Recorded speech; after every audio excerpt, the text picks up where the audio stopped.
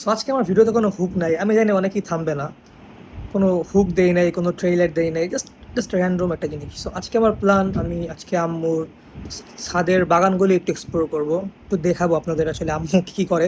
আর আম্মু বলছিল অ্যাকচুয়ালি যে চল ছাদে চল, তোরা তো কোনো সময় ছাদেই যাস না। অ্যাকচুয়ালি আমি আগের বারও আসছিলাম, আমার মনে আছে ঈদের বন্ধে, বাট আমি একবারের জন্য ছাদে উঠিনি, একবারের জন্য না।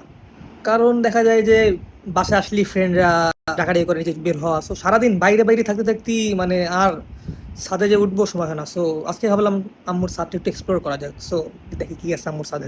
তারপর আমি চলে গেলাম আম্মুর সাথে আম্মুর ছাদে, আর উঠে দেখলাম খুব সুন্দর একটা ফুল ফুটে আছে। আসলে জানি না কি ফুল, আসলে আমি ম্যাক্সিমাম ফুলের নামই জানি না, জাস্ট এখানে কয়েকটা ফুল ছিল নয়নতারা, যে এই যে এগুলো হলো গিয়ে নয়নতারা ফুল, এগুলোর নাম মোটামুটি জানি, বাট এছাড়া ম্যাক্সিমাম ফুলের নামই আসলে আমি জানি না।